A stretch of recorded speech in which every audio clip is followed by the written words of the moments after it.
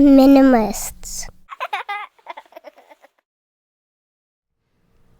Hello, everybody. Welcome to the Minimalist Podcast, where we discuss what it means to live a meaningful life with less. My name is Joshua Fields-Milburn. And I am Ryan Nicodemus, and together we are the Minimalists. Welcome to episode 135. Today we're going to talk about Mementos. Now, Ryan, if this was a regular podcast, this is exactly where the advertisements would go.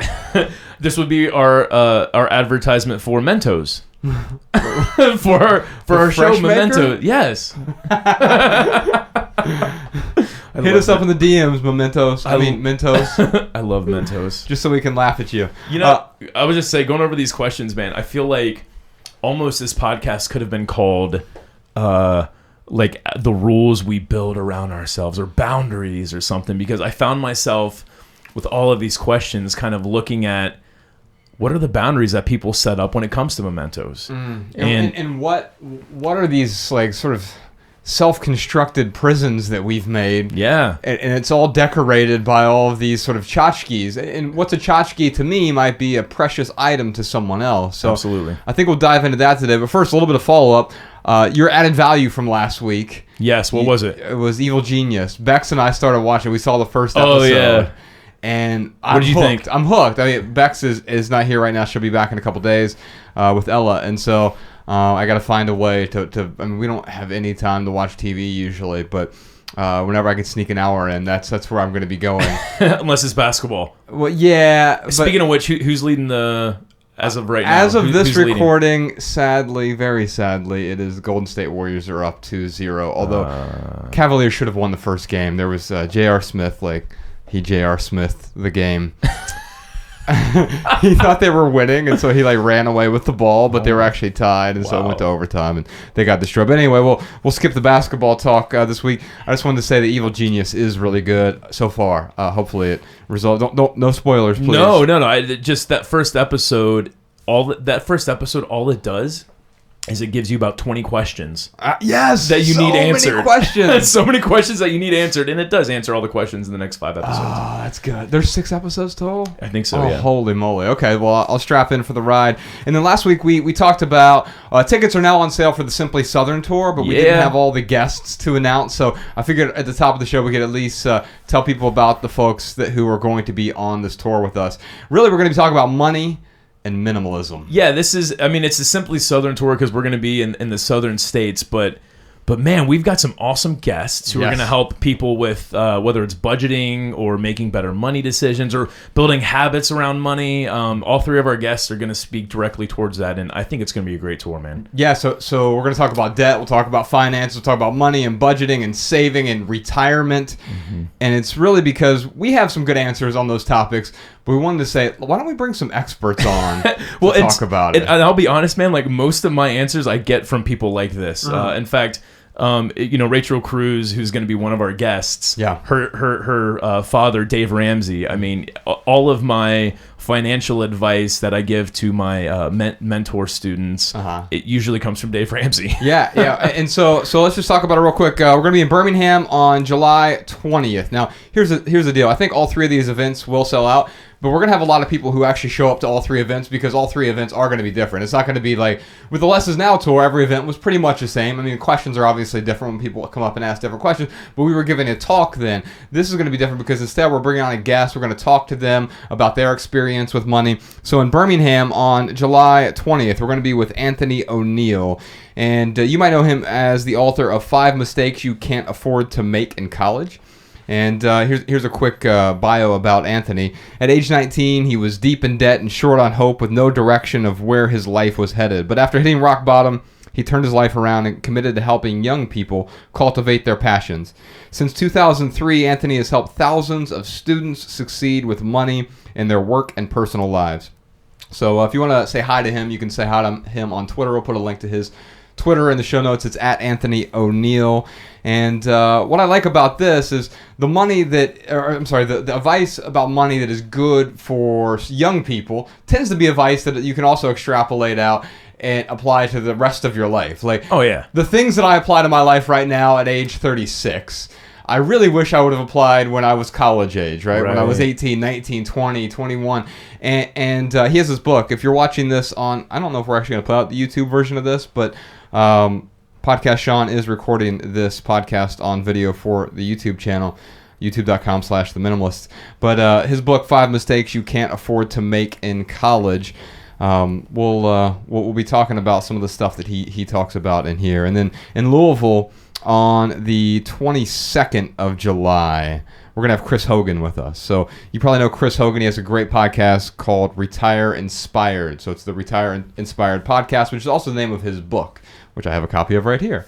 And so you probably know Chris talks about retirement, but again, it's not about like once you're in retirement, this is advice for you. No, that's a terrible time to plan for retirement. It was when you're already retired, right? It's when you're our age, where you're 20s, 30s, 40s, 50s.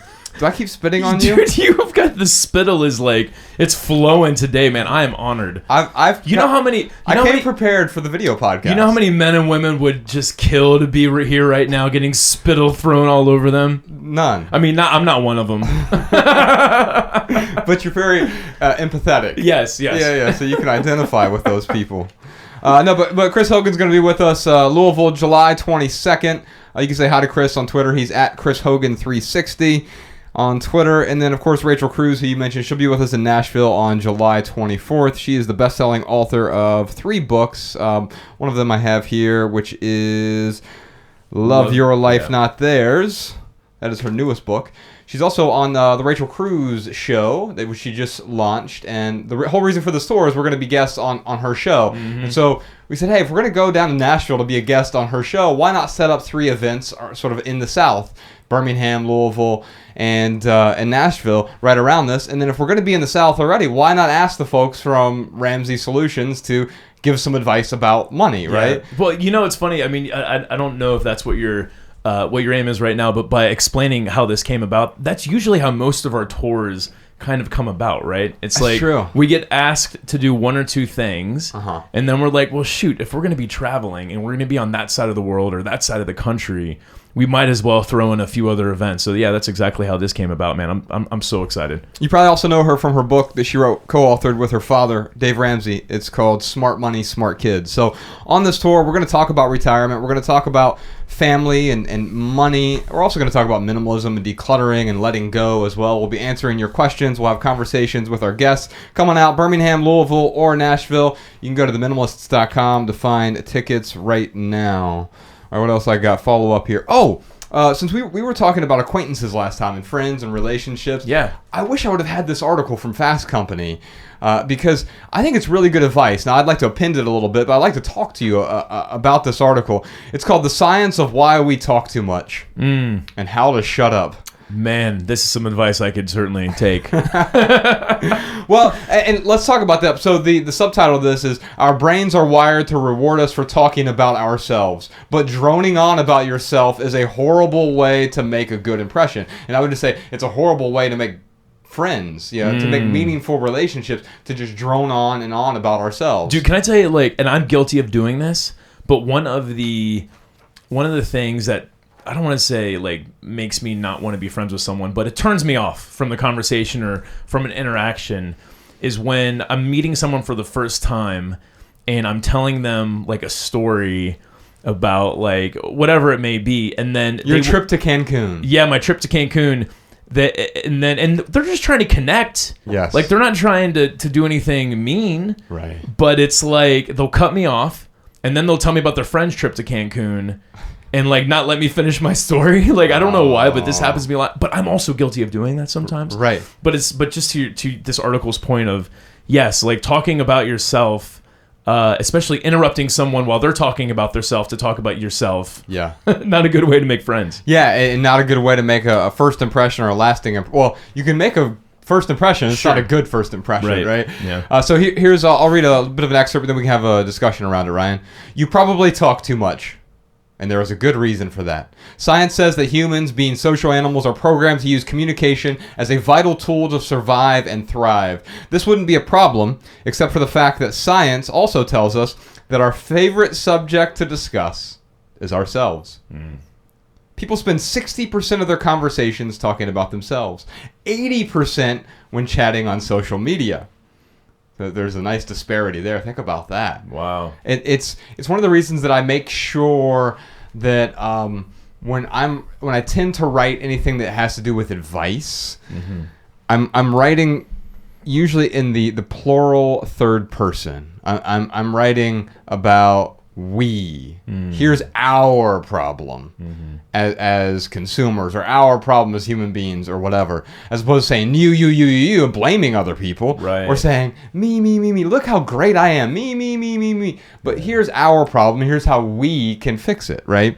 And then of course I'll often tell it through my own lens, like here's the story I have, but only if it serves the greater good. It's easier for me to just blather on and maunder on endlessly about myself, but if it doesn't serve the greater good, then we're just maundering on, right? So 80% of the chatting on social media, the reason researchers found was that it just feels good. So much so that Harvard psychologists discovered that individuals were willing to give up money for the opportunity to disclose information about themselves. Say that again? You're willing to give up money just so you have the opportunity to disclose more information about yourselves. And there's a link. So basically people are willing to pay to talk about themselves. Yes. Exactly. And there's a link to a study that Harvard did here. Well, I mean, think about social media. Yeah. They're gathering all that information on you. Like people know when they use Facebook, like their privacy is being invaded. But that's the price they pay to be masturbatory. Yes. I need to be able to have this digital soapbox from which I can spout my nonsense. Yeah. And I think we're all culpable to some extent. Of course. The question then is like how can we rein it in, right? Absolutely.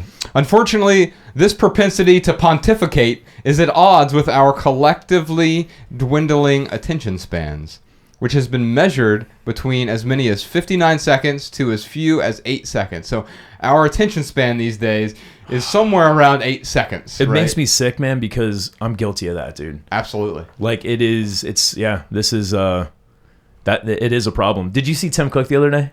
Tim Cook, Apple guy. Yeah, I hear they're announcing something about how we can stop being distracted with our cell phones. His phones. Yeah, he was like going on this. He just basically was talking about how he spends too much time on his phone, and it was just interesting to see the CEO of Apple say, "Hey, I'm on my phone too much."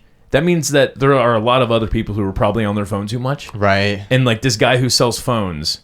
It's funny because like I never really had an opinion about him, but like what it's kind of like, at Patagonia when they're like, you don't need this jacket. Yeah. It's like it's a great marketing because it seems honest. I don't know if he's being, if he's doing it for the marketing or not. Well, if you can market honestly too, right? I mean, the whole advertising essay I wrote a few months back was sort of about that. Like there are ways to promote yourself honestly to try to help other people. And that can actually help you make money along the way. And so hopefully, my great hope here is because Apple isn't Facebook or Google, where all of their attention, attention is their currency to a great extent. With Apple, it's more about the hardware than it is the software, right? Yeah. And so maybe they can manufacture the hardware in a way. I think you just like accidentally like burned Apple. What do you it's mean? Not so much about the software as much as it is the hardware. Well, no, I mean they recognize that the money they make is from selling hardware. Yeah. Google doesn't make money from selling hardware, right? And Facebook doesn't make money from selling hardware. I think both companies would like to, just like Apple would like to make money from selling software. But the software they sell is essentially free, right? It comes with their hardware, right? And so when I look at a company like Apple, maybe they can solve some problems and they can make some money along the way doing so. And that problem with us right now is this 8-second attention span, right? Yeah. So let's see. Let's get back a few 8 seconds. Thanks to the barrage of information from both verbal and digital sources, the ideal conversation should be a total give and take, with each person speaking about 50% of the time.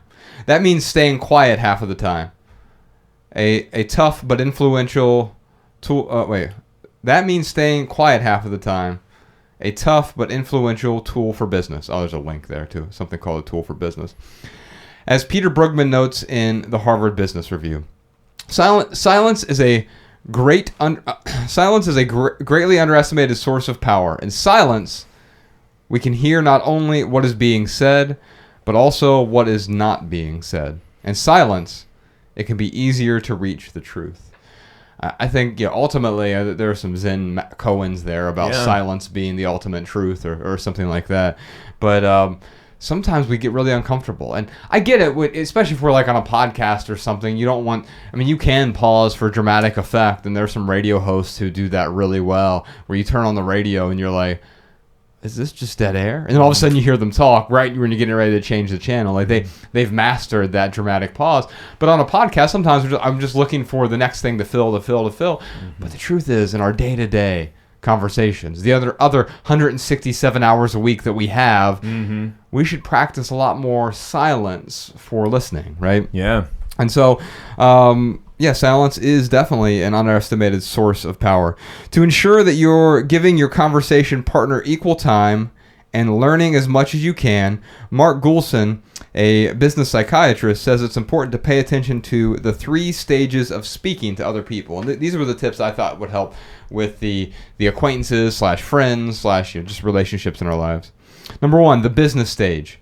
On task, relevant, and concise. So being... especially if you're wanting to interact with someone, stay on task, be relevant, and be concise. The succinct or concise. The old saying, brevity is the soul of wit. And that is true in writing when we're communicating. Seth Godin wrote something recently about throat clearing and how unnecessary it is. I just saw that, yeah. That's something I've been teaching in my writing class for years, the How to Write Better writing class. One of the worst things about blog posts is they could start 2 or 3 paragraphs later. There's all this throat clearing of, I'm really sorry that... Prefacing and... Yeah, I haven't written in 2 weeks. I'm really sorry about that. Yeah. And it's like, no, get to the point. But that's even more true in these conversations that we're having. Let me get to the point. Every time I've seen blog posts or a newsletter, something come through and it starts off with an apology, like never have I been like, I'm so glad they said I'm sorry. Right. I'm so glad they apologized for X, Y. I mean, speaking directly towards what you said about, I haven't posted in a couple of weeks or I haven't posted in a while. They're in my inbox. I obviously want to read them. Yeah. So, I don't need an apology. But yeah, I totally agree. And by the way, because I have so many other things going on, I probably didn't notice anyway. If anything, I'm glad you didn't post and you took your time to write something that was meaningful as opposed to just spamming me. Yeah, thanks for not just putting content out there. Yeah. Yeah. Because that's offensive. Right. Just being a content generation machine. No one wants that in their inbox. If that happens, what? You're going to unsubscribe, right? Yeah. If you just keep getting spammed by someone, you're like, this isn't adding value anyway. Now, here's the thing. There are a lot of musicians I subscribe to in my inbox. And I like getting updates. Even if I find out they're going on tour in Indiana and Ohio and Michigan, it's cool for me to see a little update from Andy Davis. Yeah. And that's cool. He's doing something like that. So I don't mind something like that. That's not spammy or promo-y. It's overly promo-y. It just tells me what's going on in his sort of life touring.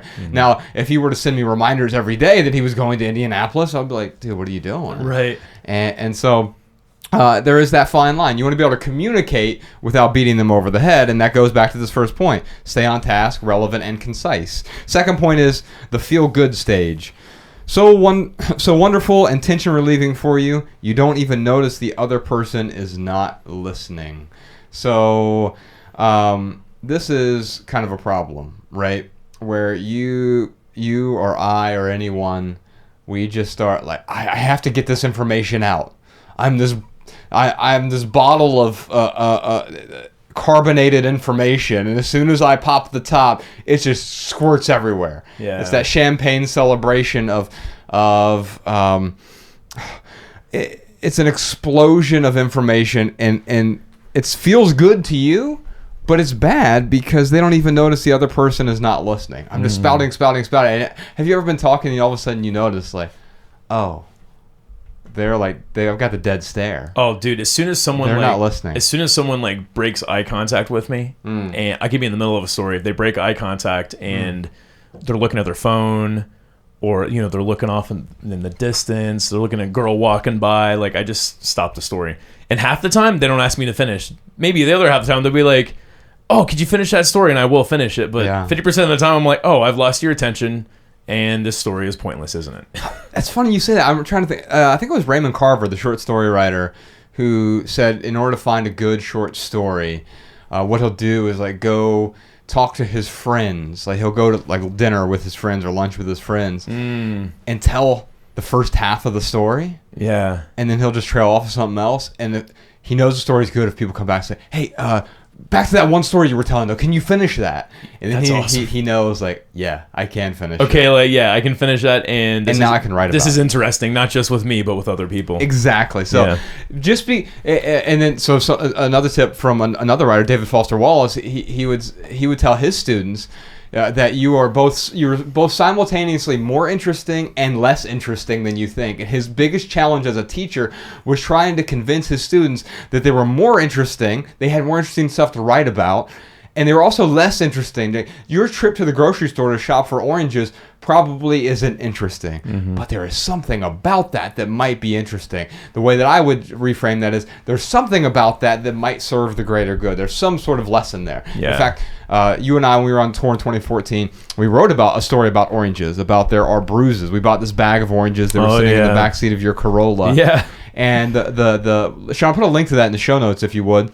Podcast, Sean. God, that seems so long ago. It was 4 years ago, but it seems like a lifetime ago. Yeah. And it was called There Will Be Bruises. But the story wasn't about shopping for oranges, right? Right. It was about the bruises that we were taking on tour. Yeah, it was a metaphor. Yeah. Exactly. And so there's something interesting there, but it's probably not the thing that you find to be interesting, right? Yeah. And then the third stage of the conversation he lists here is the off-track attempt to recover stage. The off-track attempt to recover stage.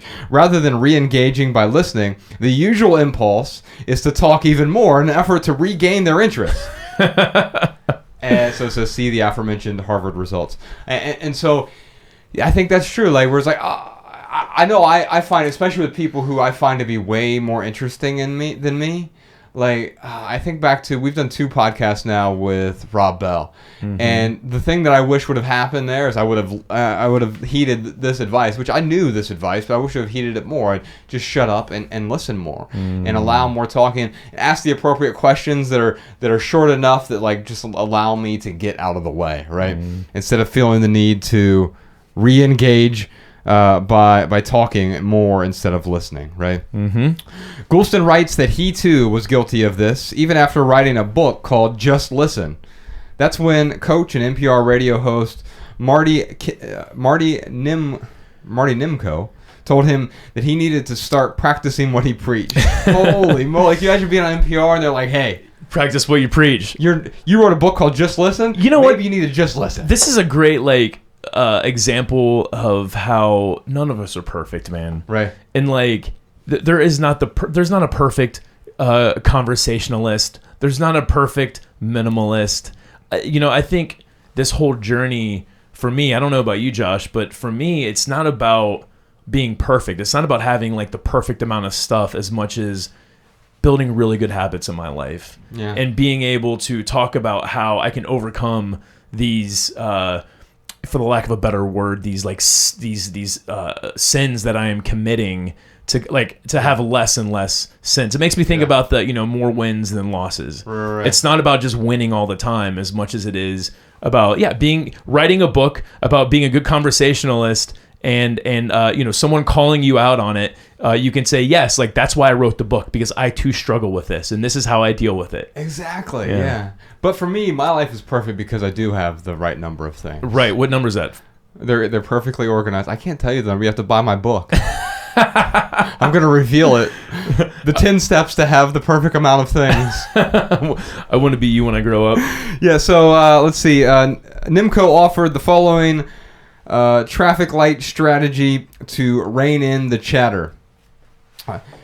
You get a green light during the first 20 seconds. Your listener is liking you as long as your statement is relevant to the conversation and hopefully in service of the other person. So the first 20 seconds, sort of the intro, right? You get the green light, and all of a sudden it's like, okay, you have 20 seconds to be really succinct. They call this an elevator pitch in some places, right? So what can I do to present the most relevant thing? Sometimes I think that's just asking a question, because You can do that in way less than 20 seconds, and it opens up the floor for the other person, allows you to listen, and all of a sudden you seem like a great conversationalist when you ask a good quality question. Absolutely. The yellow light is the next 20 seconds. Now the risk is increasing that the other person is beginning to lose interest or think you're long-winded. So if you're beyond 20 seconds, they're okay. Unless you're really compelling. So going back to the Rob Bell example, you and I saw him do a 2-day event in Laguna Beach. Mm-hmm.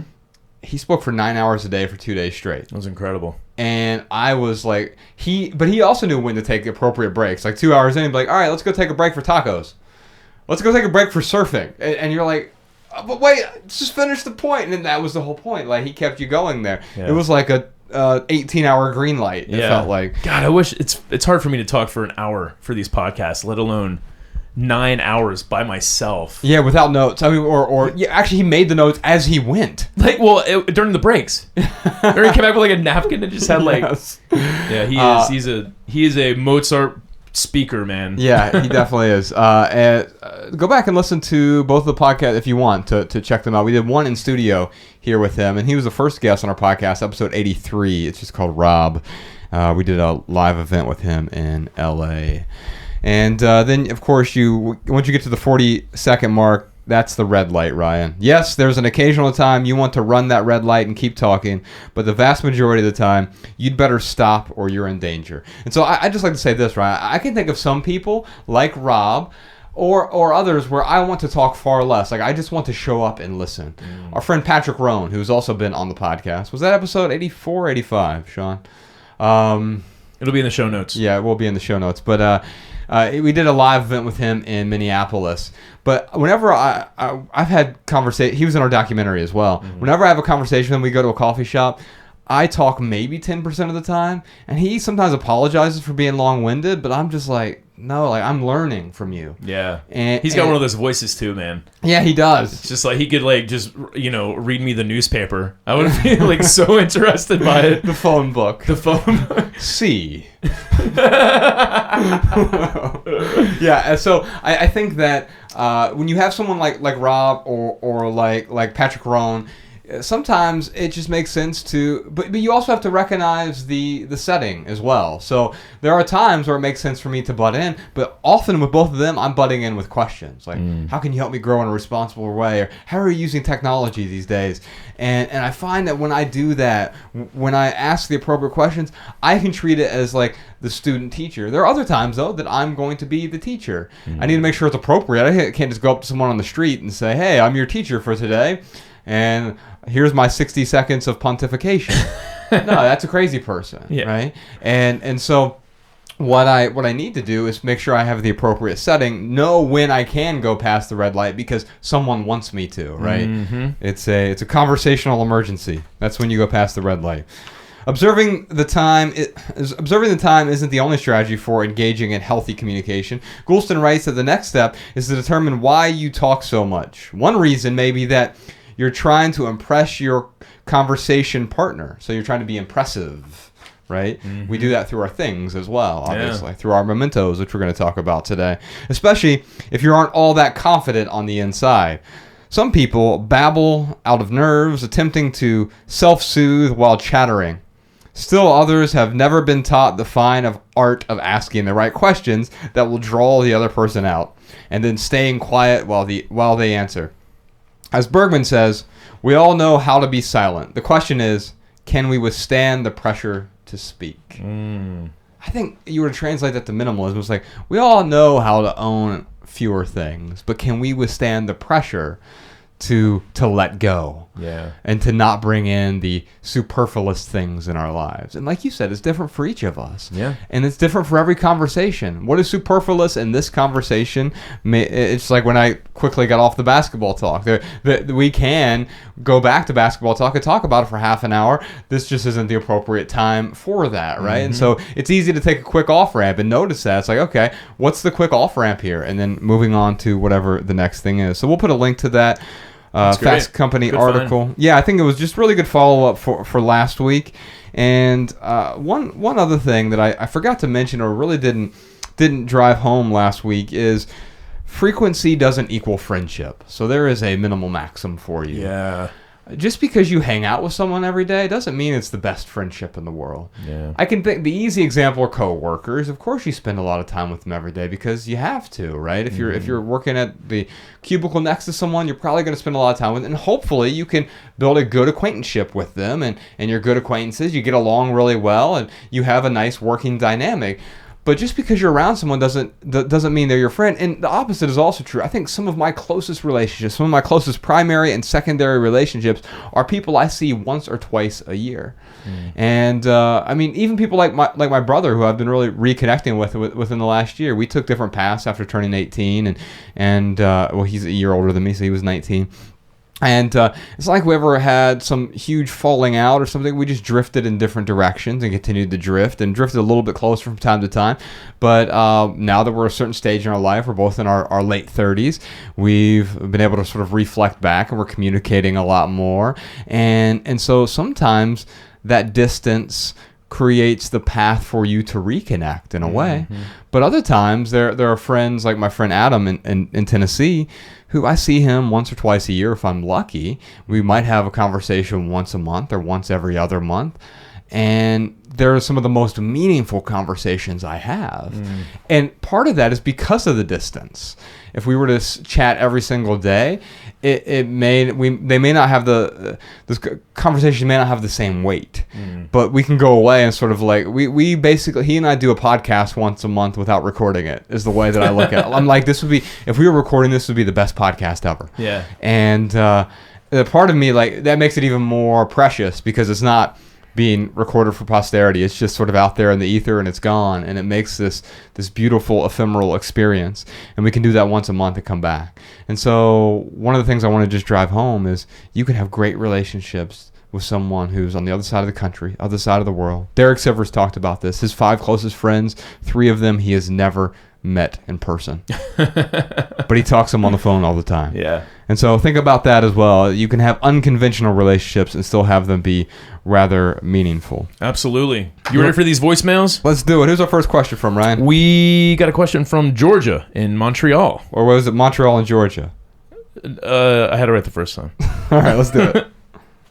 After listening to the nostalgia episode, I took a long, hard look at the hoard of baby clothes and other baby items that no longer fit or add value to my son's life, but that I was holding on to for a possible future child. This process forced me to really set my intentions and priorities for the next few years, and it shifted my perspective in many ways. To be honest, though, I do sometimes have feelings of loss or other difficult emotions when having to make decisions. And whenever I let go of things, even though it can feel good, I sometimes feel this loss. So how do you deal with or tolerate the emotional journey that minimalism can take you on, even when there's joy with, let's say, for example, keeping just a few select items that trigger the happy feelings?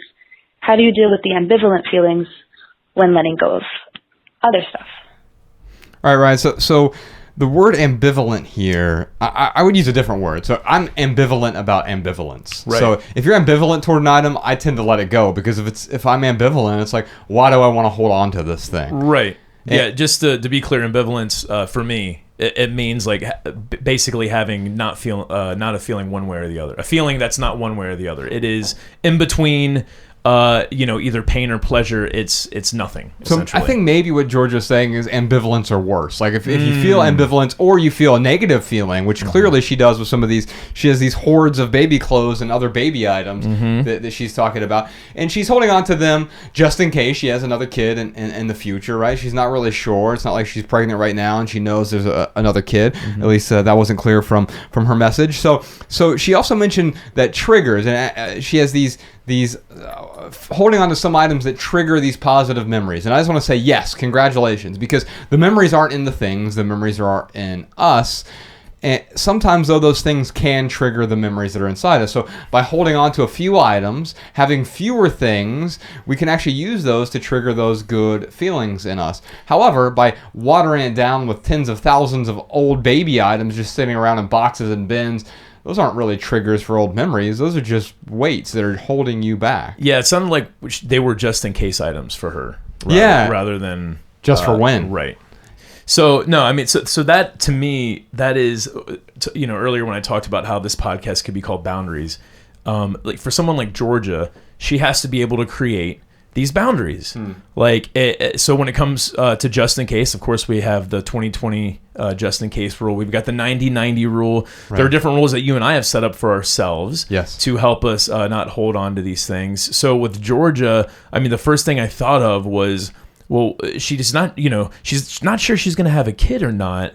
So what are the rules that she has for herself in keeping these baby clothes? Yeah. So, having the rule of just throwing them out or just donating them, I should say, I guess that's okay. It doesn't seem very deliberate to me if she's still questioning whether or not she's going to have a kid in the next year or so. Yeah. And then holding on to everything just in case, that also doesn't seem like the best solution. There's something in the middle there, and really, like, Georgia's going to have to figure out what that middle is for her. Yeah, and so asking yourself, what is your outcome here? Because if you do plan to have another kid, then the question is when, right? Yes. So if you're saying, I'm going to have a kid in 2 years, okay, great. Then the next question is, what are the items that you want to hold on to for that kid? Because clearly you don't want to hold on to all of these things, most likely. You've learned some lessons from the first kid. You always do. Right. I know I've learned a whole lot of lessons from having Ella. She just turned 5 recently. We took her down to Disneyland, posted that crazy picture of her on the that was so good on stories. Oh my god. It was just good. I had to re-download Instagram to post it, and it was just this zoom in.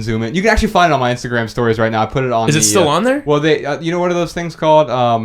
Dude, I don't. Yeah. At the top, the Instagram stories tabs. You have these different tabs. The moments they're called. Oh, and so it's like it's under the moments. Yeah, it's under the family. Did not even know that existed. Yeah, it's under the family moment on my my Instagram stories. I'm just at Joshua Fields Milburn. If you want to see the most, so good. It's the best family picture we've ever taken, and it is pure.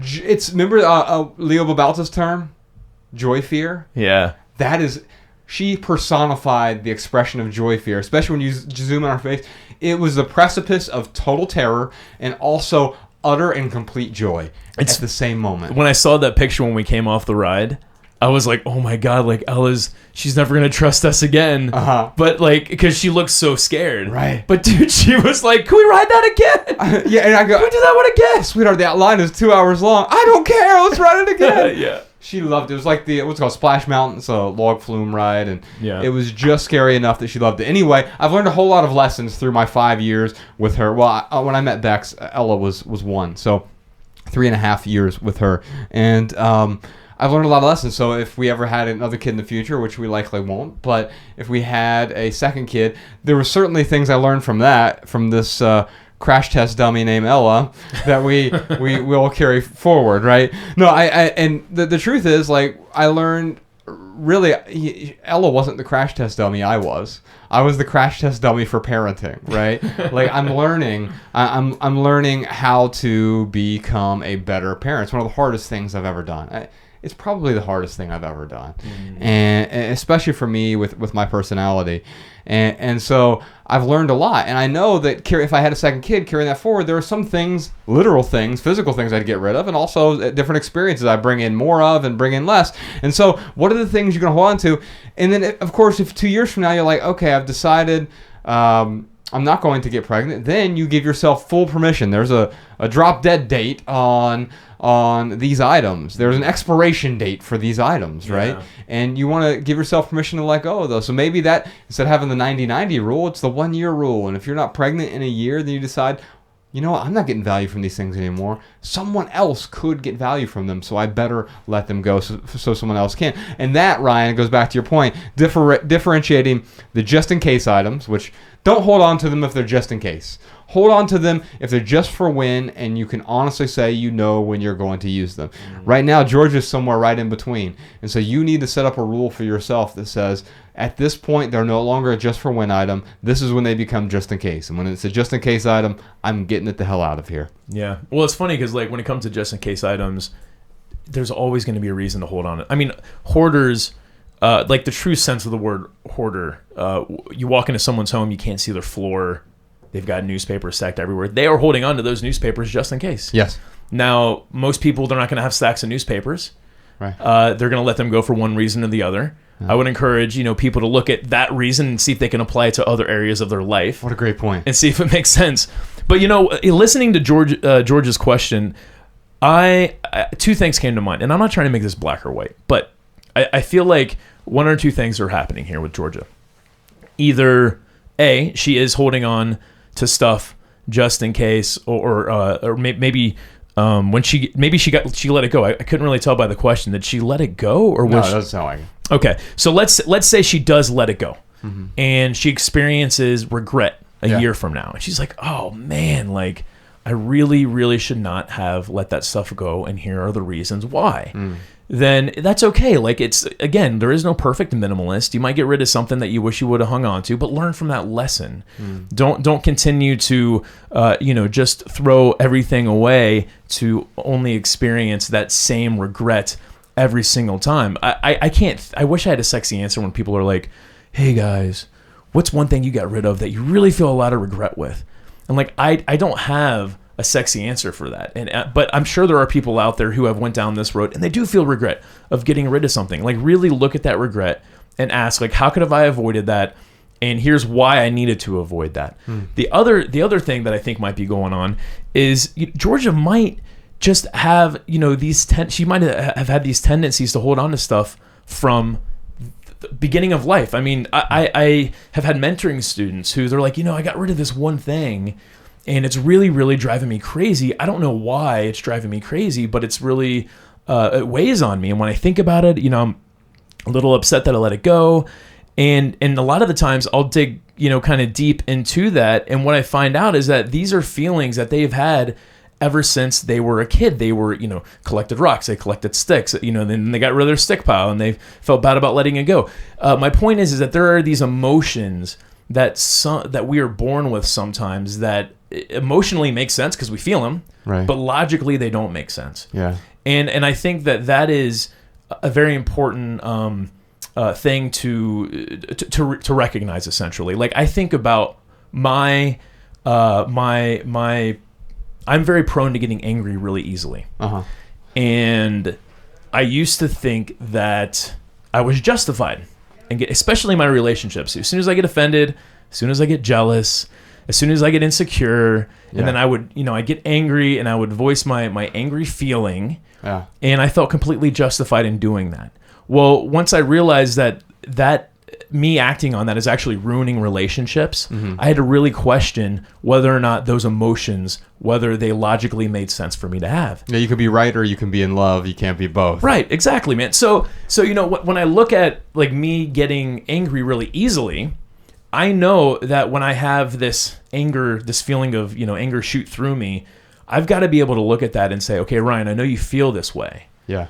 But really, like, how would the best version of yourself react in this situation? So I have tools to help calm me down, whether it's, taking a deep breath or a couple deep breaths, or whether it's like rephrasing the way something was positioned to me, whatever it might be. I have different tools to help me deal with this emotion. What I'm getting at is that it's important for me to recognize that this emotion that I have is not valid. Yeah. It is not adding any value. It is, by and large, it's not adding any value.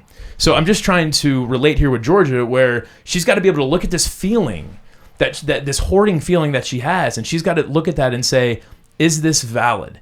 If it isn't, then she has to find ways to kind of tell that hoarding mentality, or that, just in case mentality, to kind of sit on the back burner. Yes, I understand that I feel that way, but logically I'm not going to sit here and have a storage locker full of baby clothes. I have to find the in between. And she might get rid of the baby clothes, and she still might feel a little bit of a loss.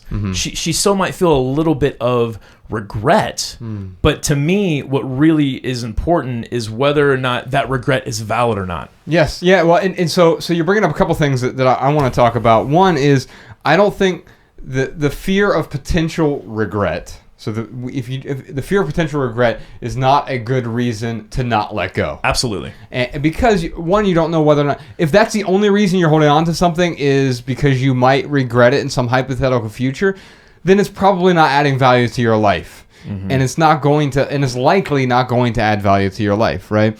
Now, you're also talking about emotions and feelings, and I've always equated those two as being synonymous. But I went to a Sam Harris event recently. Oh man, well, he was there with an author, Antonio D'Agostino, I believe. Anyway, I'm messing with the name, but he has a new book out that delineates the difference between emotion and feeling. A feeling is something that we experience internally.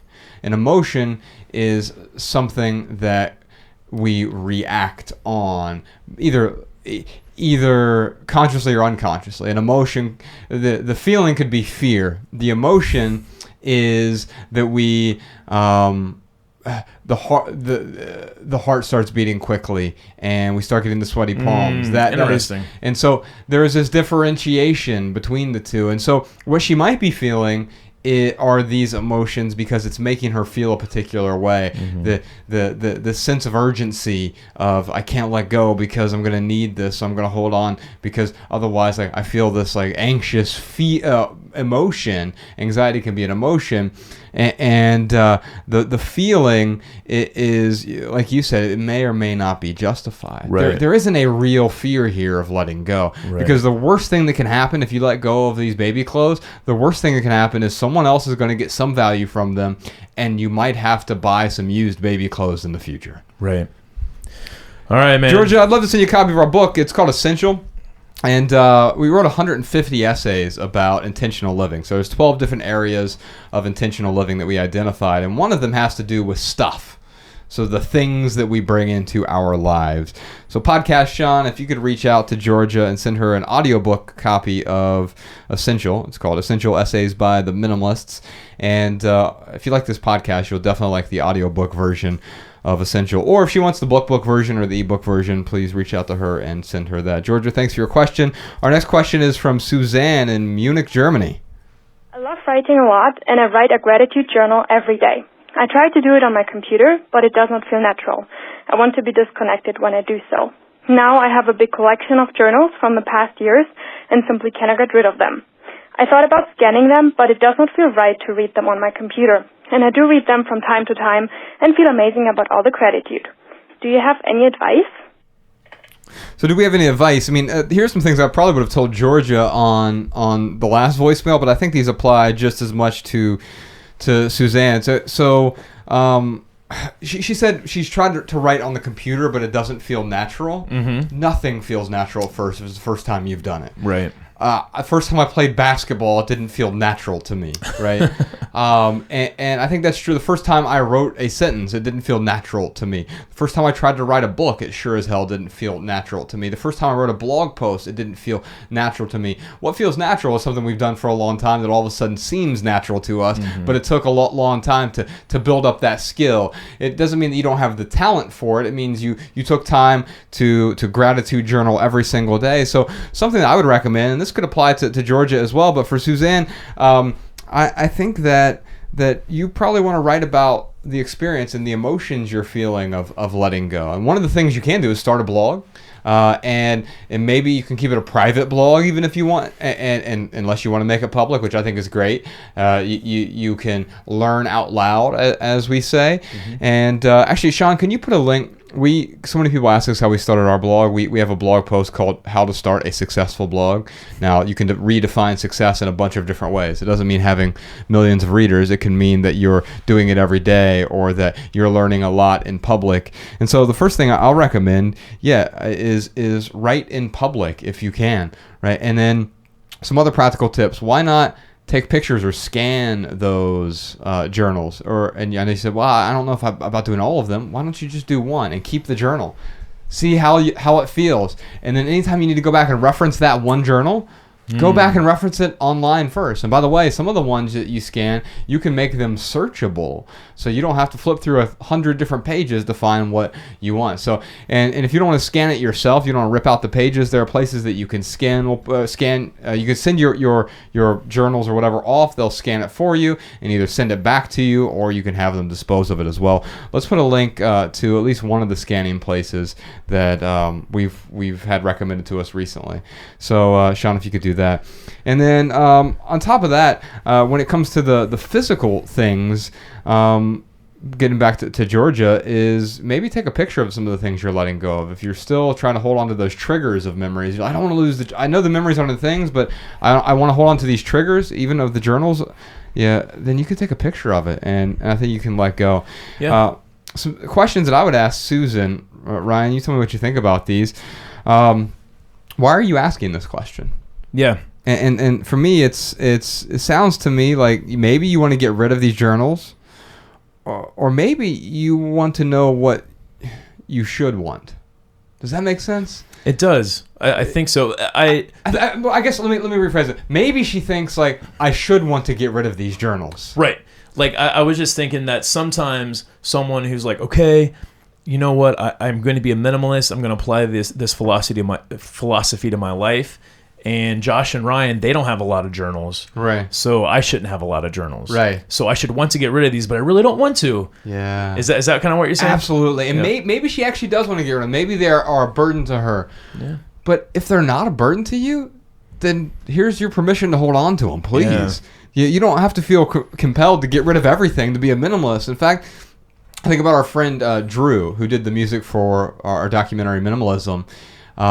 He has he's getting ready to do this Kickstarter project for this really nice handcrafted journal that has like a refillable liner in it, and it's gorgeous. It is. He showed me like a preliminary video to it. It is beautiful, and he's like, I like to have one journal on my desk, and here's my sketches and everything. So I want it to be one really high quality, beautiful item that also I can replace and remove the inserts and put them on my shelf so I can go back and reference them because I use this all the time for my work. I'm like, that sounds awesome.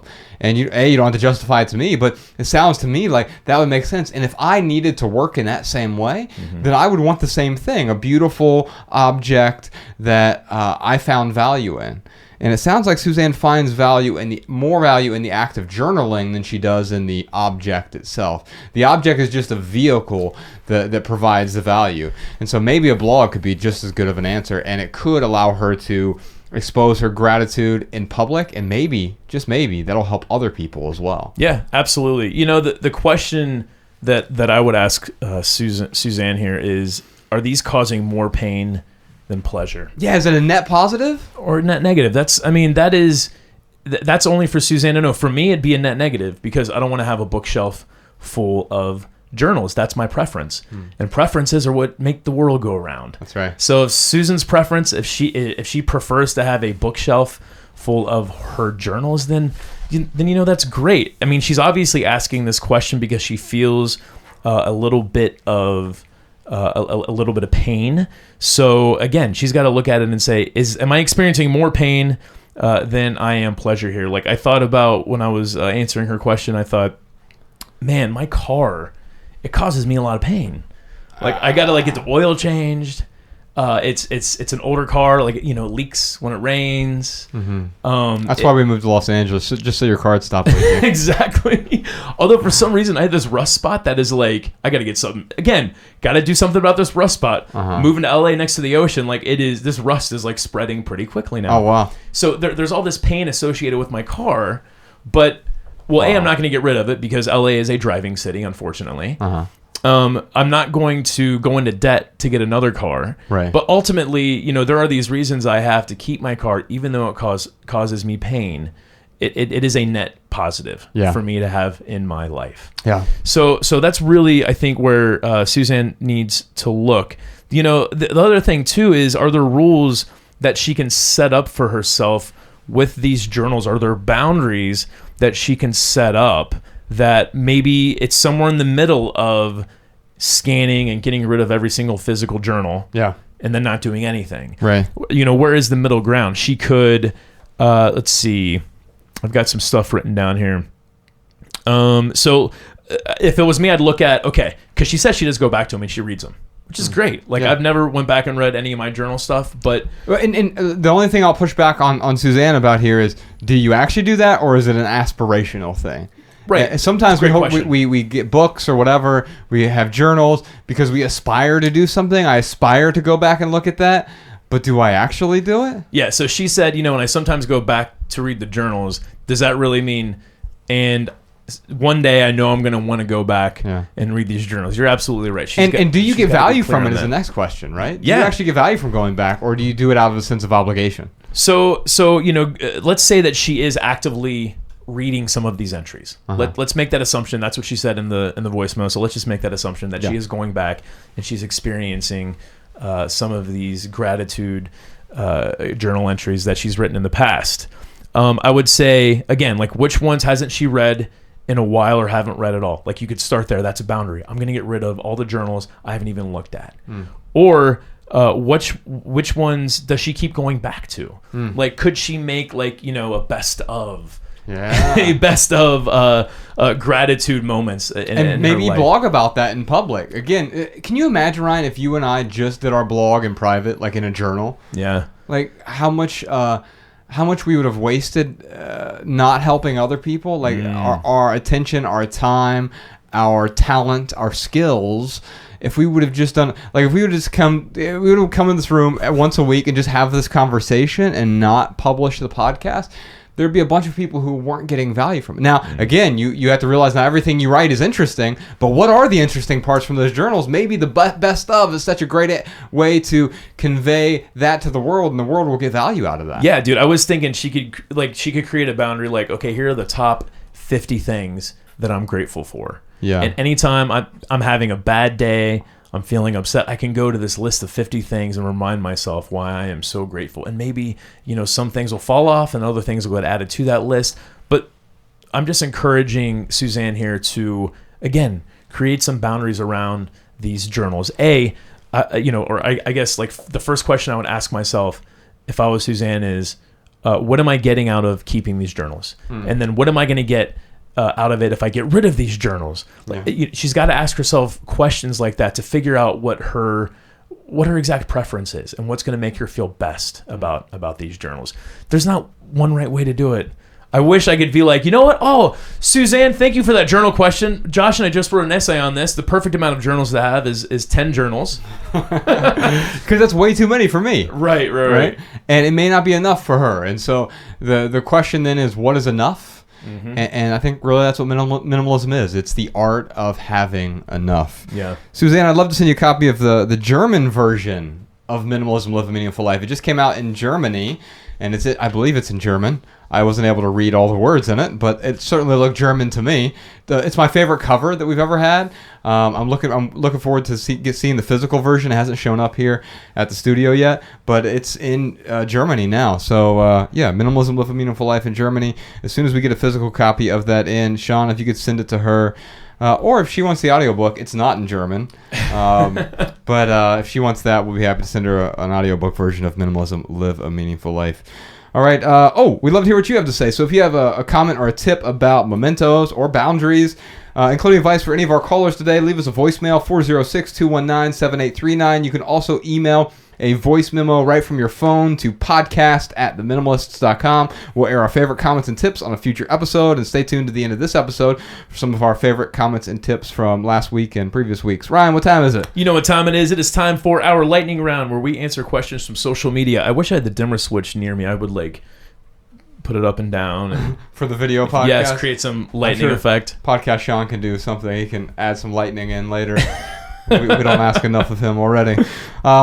But we're hiring a filmmaker soon. We'll talk about that in a little bit. Anyway, we're on Twitter and Facebook and Instagram. @TheMinimalists is our handle on all three of those platforms. During the lightning round, Ryan and I each do our best to answer every question, which is a short, shareable, less than 140-character response. We also put the text to these minimal maxims in the show notes, so you can copy and share our pithy answers on social media if you'd like. And now you can find all of our quotes in one place, minimalmaxims.com.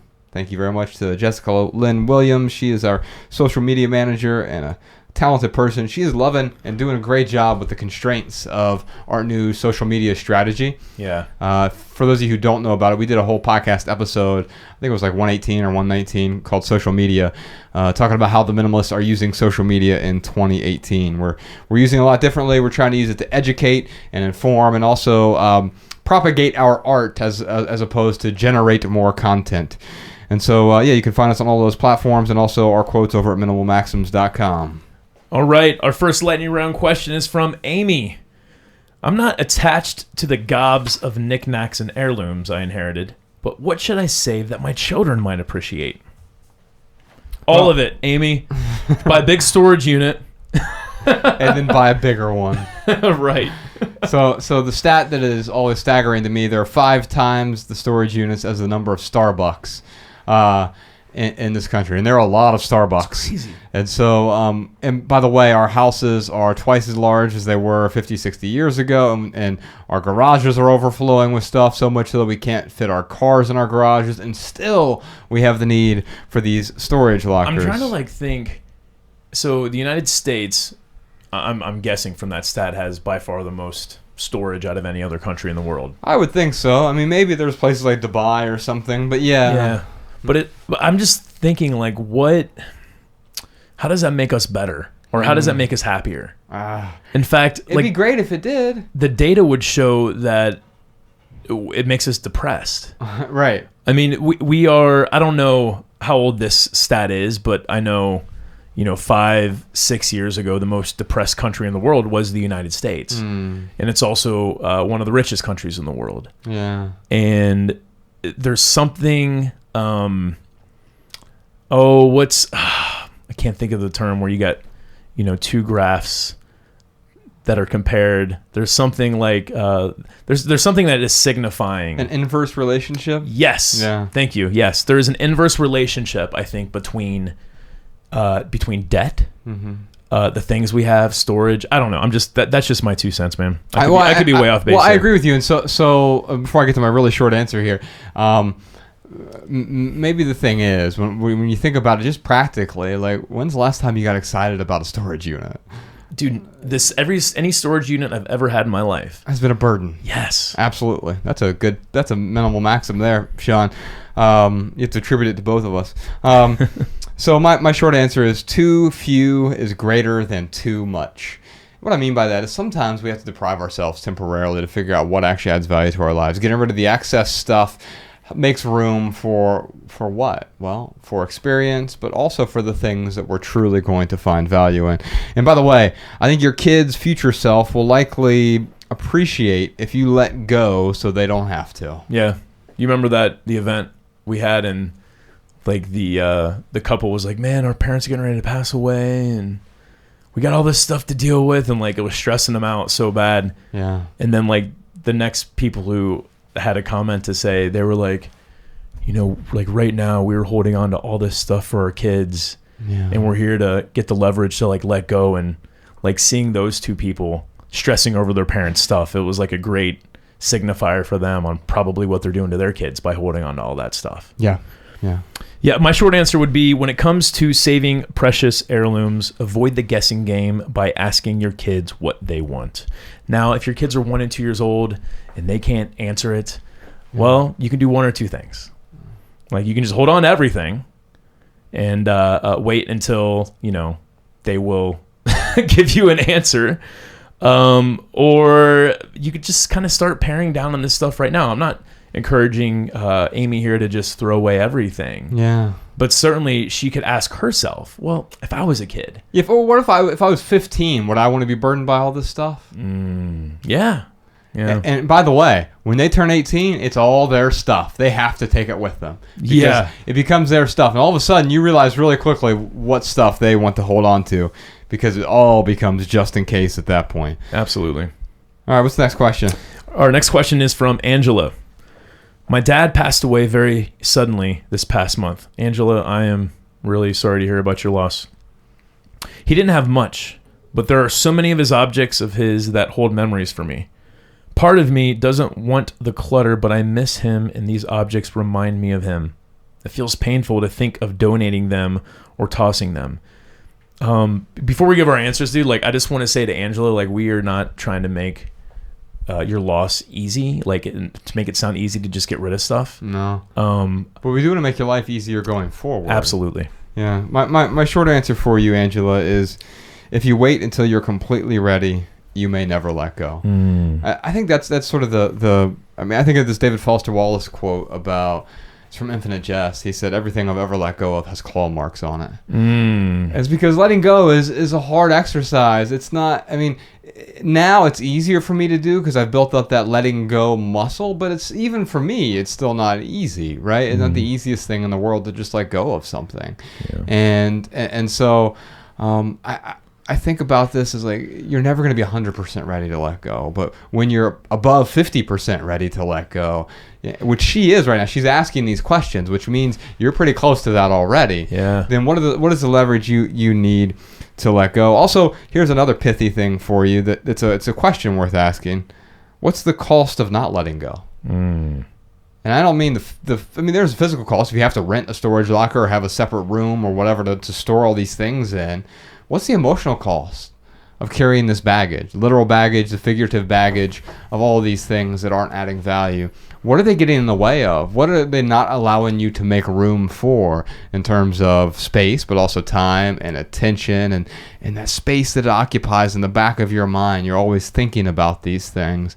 Maybe it's not giving you the room that you need to make new memories, new meaningful experiences. Yeah. And of course, our memories aren't in our things. Our memories are in us.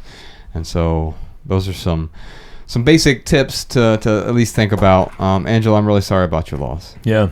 The lesson that you have shared with me and with our audience a lot about how having fewer sentimental items increases the value of those sentimental items that you hold on to. Yeah, you get more value from them. And, if I was to look at, I guess like the terminus of Angela holding on to everything, she would be sitting in a room surrounded by all of these things from her father. Yeah. And she wants to honor her father. I want her to honor her father. Sure. I want her to honor the memories.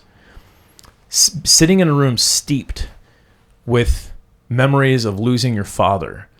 I don't know, and again, I'm not a psychiatrist, I'm not a doctor, this is just my 2 cents, but I don't know if that's the healthiest way to deal with a loss. Because probably not the way he would want you to deal with it either. Probably not. So, think about that too, Angela. Having, thousands and thousands of these sentimental items, is it going to truly, like, is it going to help you to mourn and to let, to let your father go in a way of accepting his passing? Yeah. Or is it going to make that process more difficult? Now, if her answer is unequivocally yes, if I hold on to everything, it's going to help me deal with this. It's going to help me with this process. I'm going to feel better about it. This is going to be best for me. Then do that, Angela. But yeah, I think if that's your answer, you're probably lying to yourself. Yeah. Well, or it's There's because I don't want to sit here and just say like her emotions is her lying to herself, but I mean, I guess going back to what we were talking about at the beginning of this podcast and those first questions, is that feeling of holding on to everything, does that logically make sense? Like, is your yourself 5 years from now, are they going to look at it and say, or is Angela's self going to look at herself and say, oh, you know what, I'm so glad that you held on to every single memento and you held on to every single keepsake? No, her future self isn't going to want to deal with all that stuff, and so the time to deal with it is now, or at least to start dealing with it, because the feeling that she's experiencing now is a feeling of being burdened. And of course your father doesn't want you to feel burdened. Now, you may have had a different opinion about some of the stuff or the trinkets or whatever, but now that he's gone, the one thing is he didn't want you to feel burdened by losing him, right? And so you have some stuff, some of that will add value to your life, and you have to figure out what that is, and maybe set those aside, and then start to figure out a plan of dealing with the rest of it. All right, my short answer is create boundaries or you'll hold on to everything. And I was thinking about I usually suggest like mentoring students if they've got this hoard of stuff and they know they got to get rid of some of it. I always think like start small, get a little bit of momentum built, and it might be a little bit painful getting rid of some of those stuff at first. But then that saying came into my head of no pain, no gain. Right. And, I don't want to tell this to Angela right now, just experiencing this very recent loss. I'm not going to be like, Angela, get rid of it. No pain, no gain. Right. But what I will say is that more gain, more pain. Yeah, that's my favorite minimal maxim of the show. I completely agree with it. as we keep gaining more stuff, we start to feel the pain. Now the pain can present itself in many ways. Anxiety, Yeah. with insecurity, Yeah. with worry. Yes. Absolutely. Yeah. All right, we got one more question here. This one is from Casket Kicker. I'm not sure what that means, Ryan. Casket Kicker asks, what are your thoughts on keeping mementos from old romantic relationships? God, I love this question, and I can't wait to talk to you about it. It is a good one. If you'd like to hear our answer to this question, you can listen to this week's postscript episode over at the Minimalists private podcast, available exclusively to our Patreon supporters. That's why it's a private podcast. It's just for those folks. So if you want to support our show and help keep this podcast 100% advertisement free, then head on over to theminimalists.com/support. In addition to our weekly postscript episodes, the Minimalist private podcast feed includes our monthly Ask the Minimalists Anything episodes, unreleased recordings of our live events, and the entire back catalog of past private episodes. Once you become a supporter, you'll also receive a personal link to our private podcast feed so that it plays in whatever podcast app you use right next to the podcast you're listening to right now. So basically it shows up as you're listening to the Minimalist podcast, and then you have the Minimalist private podcast as a separate feed, but it shows up right there in that same podcast app, like Apple Podcasts or Feedly or Overcast, whatever you listen to. And as a Patreon supporter, you also receive access to our monthly live stream videos, as well as first access to tickets to all of our live events before those tickets are available to the general public. Find all the details and all the good stuff over at theminimalists.com/support. And here is a snippet from this week's postscript episode. Casket Kicker says, what are your thoughts on keeping mementos from old romantic relationships? Man, this might be our shortest postscript ever. Yeah, don't do it. Yeah. Thanks. Have a good one. Yeah, I think that's about it. I mean, No. Well, let's talk about why. Well, let's talk about For us, why is it a no for us? And let's define what romantic relationships mean.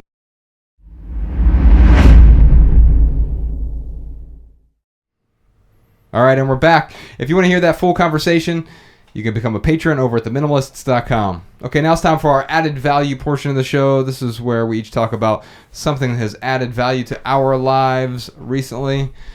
Let me guess. You have a list of 3 things. No, I have one thing today. Just one.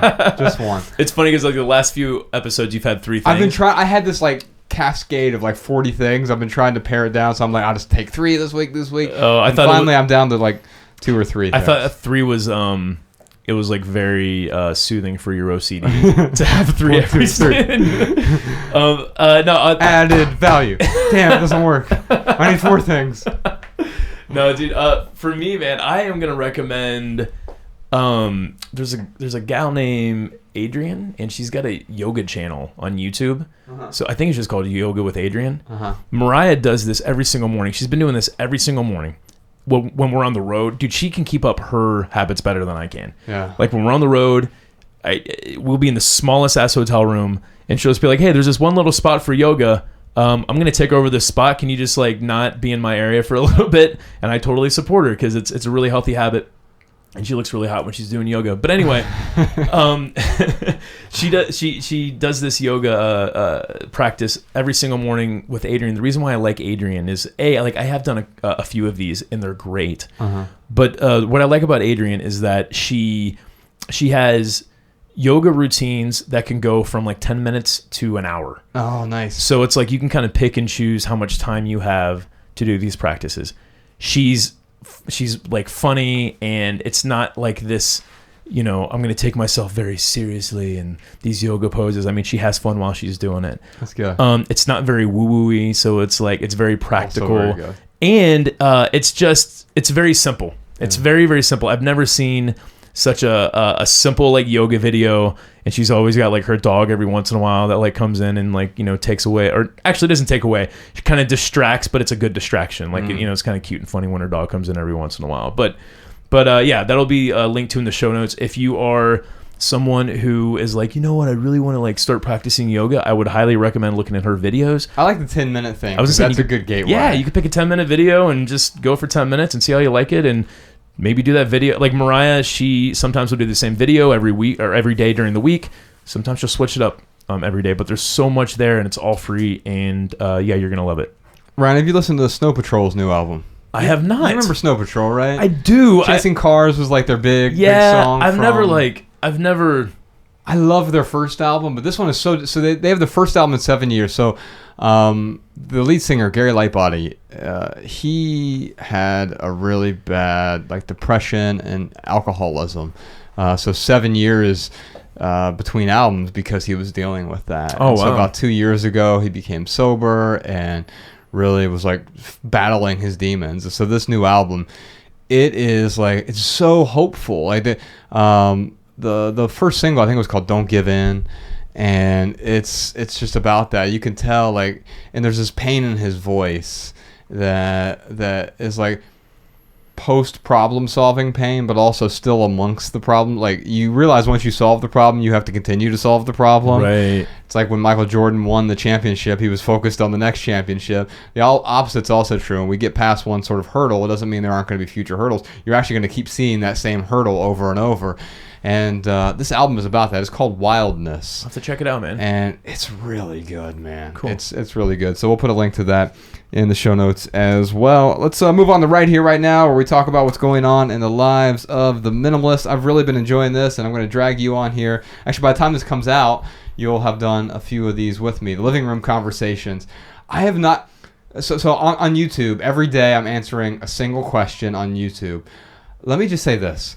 I have not gotten this much positive feedback about anything we've done since our documentary. Oh, that's awesome. I mean, people are like, "Oh my God, keep doing this. Let me see." You know, I got this question. Hundreds of comments on the YouTube comments. Wow. People asking questions. And so, actually, Cool. the day after we're recording this, Ryan is coming out to my living room. We're going to record some more living room conversations. And the thing I like about it is they're really short videos. They're like 2 minutes to 5 minutes long. Like, it's just this little bite-sized video of me in the living room answering one question. I brought Bex on from about minimalist families and how do you get your whole family on board with minimalism. I really enjoyed that one. She had her hair straightened, so everyone was saying that we look like twins, which I really do look like. I realize I'm such a narcissist that I'm dating someone who looks just like me. I'm essentially having sex with myself. The female version of yourself. And it's really good sex. That is so funny, dude. No, you did a great job, man. Yeah, she looks great. But we had a good conversation, but it was short. You know, less than 5 minute answers to these questions. Ryan will come on there with me as well. We'll answer some of your questions. But there's going to be 30 episodes total, and then who knows? We might do one a week beyond that. I have no idea. But YouTube.com/The Minimalist if you want to check out that.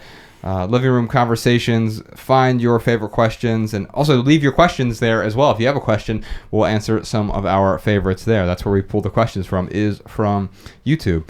All right. By the way, we're also hiring a filmmaker because we're doing more of these video things. We're doing a video version of the podcast, which Podcast Sean is recording right now. I have no idea whether or not this is going to make it to the YouTube channel, but we are hiring a filmmaker. If it does, though, it'll be a nice comparison to when we do hire a filmmaker. Yeah, we're doing a single camera thing right now. To see how much better the production quality will be. Yeah, we're gonna go ahead, sorry. I just want to say to anyone out there who's getting excited about, oh man, I can't wait to send in my submission, and please wait until we ask. Sending it to us on social media. I love the proactiveness, but we need to have everything in one place. Yeah. So if you send us something on social media or send something to my personal inbox, it's probably not going to get looked at. No offense, but we have to have everything in one place. Right. So, go ahead. Well, it's going to be difficult for us because there are a few things we're looking for. Not much, by the way. We're going to be looking for what's your Instagram or Twitter handle, your name, your phone number, and then a 5-minute demo reel. So if you're interested in that, we're putting up this job posting on the website on Friday, June 15th. So that's this coming Friday. You'll be able to see the email address where you're going to send that off, and also what the requirements are, what we're looking for, because you may be really interested in it, and that's great, but you need to make sure that you can fulfill the requirements. There's some pretty basic requirements, but you need to be able to meet those in order for it to even make sense for you to submit anything. And then that'll go on for the rest of the month. The deadline to submit your reel will be July 1st. So you can get started on it right now. If you're working on some sort of film reel to really impress us, that's great. I really appreciate the proactiveness. And send me a tweet on Twitter and just say, hey, at JFM, Really looking forward to submitting this. I like the folks being proactive on this. Absolutely. But Ryan is right. It all needs to show up in one place, and you'll have that email address on this Friday, June. Did I say July? June the 15th. June the 15th is when the job posting goes up. June 15th, the Minimalists are hiring a filmmaker. What else do we have going on here? Oh, new on Patreon. We just put up the live Sydney event. It was my favorite event of the Australian tour that we did back in March. And this month, we're putting up the Melbourne event, which is Ryan's favorite event. It was the first Melbourne event. Yeah, first Melbourne. We did two Melbourne events. Yeah. The first one, which was Ryan's favorite event of the Australian tour. Plus, we have 53 other private podcast episodes, so you get the whole back catalog if you become a Patreon supporter. I already mentioned this, but we're coming to Kentucky, Tennessee, and Alabama. We're going to be with Chris Hogan. We're going to be with Rachel Cruz. We're going to be with Anthony O'Neill, talking about money, finances, debt, minimalism, decluttering, and a whole bunch more, answering your questions. Kentucky, Tennessee, Alabama. Get your tickets over at theminimalists.com. Oh, and this is the first writing class of the year, and I only do 2 of these a year. I do these writing workshops, 2-hour writing workshop. It's called How to Write Better. And do you want to improve your business emails, write with more clarity, or learn how to write your first book? Basically what I teach is how to improve your overall writing. I believe the rising tide lifts all boats, right? And so if you want to improve emails or text messages, I've had people literally take this workshop to do that, or people say, you know what, I've been interested in writing a book, or I've been interested in starting a blog. I don't know how to start. And what I do is I take the most important ingredients out of my 4-week writing class, which I know is too much for some people, and I tweeze out the important ingredients. So we talk about writing habits. We talk about writing composition. We talk about editing, and then we talk about publishing and different ways to publish your work. And we boil that all down into a 2-hour online live workshop. I also do a Q&A at the end. And if you can't attend the live workshop, it's June 24th. Then the video is posted in perpetuity. So if you sign up for it, I limit it to 300 people because the Q&A gets a little bit out of hand whenever we get above 300 people. So if you want to be one of those 300 folks, head on over to theminimalists.com/workshop. You can sign up. It's called How to Write Better. It's a 2-hour online workshop. There's a few new essays over at theminimalists.com. Hopefully by the time this one comes out, I've been working on an updated essay. This new concept, Ryan, you and I have been talking about a little bit.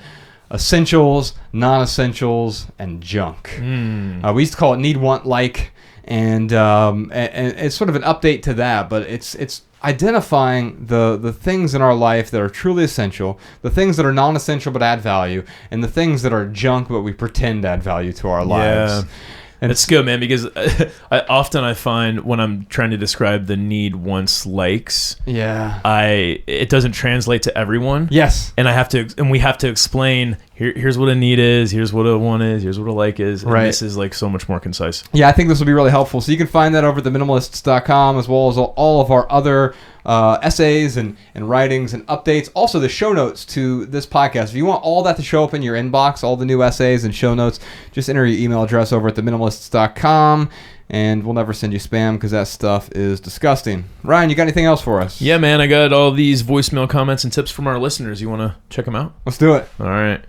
Hi, this is Emily from Roanoke Park, California. I was really moved by your collecting episode, and I wanted to talk about how studying art history in college, I was very seduced by this history of beautiful objects, and started collecting antiques myself at a young age, and found it actually really quieting for my mind to focus all my attention on this one object and studying it and appreciating its beauty.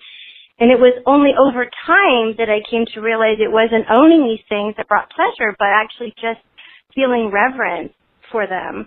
And I was able to sell my collections without losing much money because antiques hold their value, which sadly is not the case with most objects in the world.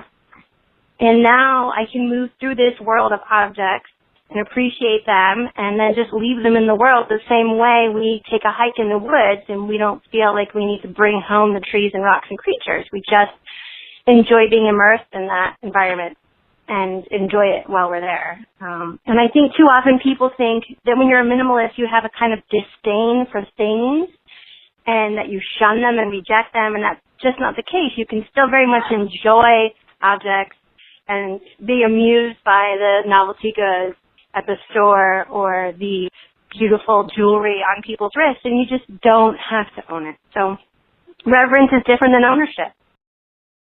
Hey guys, Bruce from Omaha, Nebraska here. I was listening to the beginnings and food and wanted to share something that might add value to the lives of the listeners looking to change their eating habits. As a sports nutritionist, I'm always looking to further educate myself, and recently I saw a documentary on Netflix called The Magic Pill. It shines light on some of the things that are negatively impacting modern society's health and gives great insights on the benefit of eliminating processed foods and adopting a diet based on vegetables and humanely raised animals. It's very well done and a real eye-opener. Hello, my name is Maggie, and I'm from Northport, Michigan. I wanted to leave a comment addressing gifts. I recently saw a local news story about a little girl who loved dogs, so she asked for birthday gifts such as dog food and toys that would then be donated to their local animal shelter. So then I thought for Mother's Day, you could ask for items that then could be donated to the local women's shelter. Also around Christmas, there's usually toy drives and winter coat and boot drives. And a last idea for children is their classroom at school being adopted to supply with some basic items that their class could need. All right, y'all, that's it for this episode. If you have a question for the Minimalists, give us a call, 406-219-7839. You can also email a voice memo to podcast@theminimalists.com right from your phone. And if you leave here with just one message, we hope it's this. Love people and use things, because the opposite never works. Thanks for listening, y'all. We'll see you next time. The Minimalists.